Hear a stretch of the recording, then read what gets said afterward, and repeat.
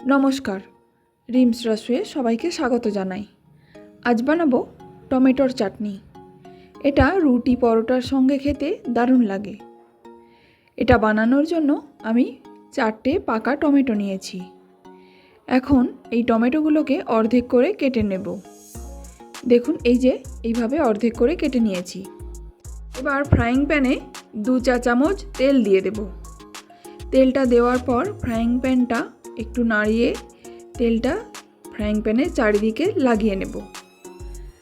তেলটা গরম হয়ে যাওয়ার পর 6-7 কোয়া রসুন দিয়ে দেব। রসুনের কোয়াগুলো ছোট ছোট, তাই আমি 6-7 কোয়া দিয়েছি। রসুনের কোয়াগুলো যদি বড় হয় তাহলে 4 কোয়া দিলেই হবে। রসুনগুলো একটু নাড়াচাড়া করে নিয়ে টমেটোগুলো এইভাবে উল্টো করে দিয়ে দেব। তারপর ঢাকা দিয়ে 5 মিনিট রান্না হতে দেব। 5 মিনিট পর ঢাকনাটা খুলে টমেটোগুলো উল্টে দেব। তারপর আবারও ঢাকা দিয়ে আরও 5 মিনিট রান্না করে নেব। 5 মিনিট পর ঢাকনাটা খুলে আবারও টমেটোগুলোকে একটা একটা করে উল্টে দেব। তারপর চিমটি দিয়ে টমেটোর ওপরের যে স্কিনটা আছে ওটা তুলে নেব।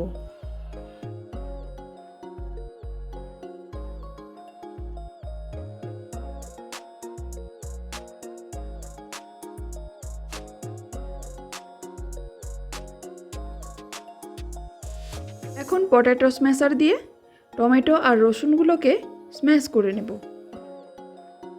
তারপর এর মধ্যে পেঁয়াজ, কাঁচা লঙ্কা কুচি আর ধনেপাতা কুচি দিয়ে দেব। তারপর পরিমাণ মতো নুন দিয়ে 1 মিনিট মতো নাড়াচাড়া করে নেব। 1 মিনিট পর গ্যাসের ফ্লেমটা বন্ধ করে দিয়ে অল্প একটু পাতিলেবুর রস ছড়িয়ে ভালোভাবে মিশিয়ে নেব।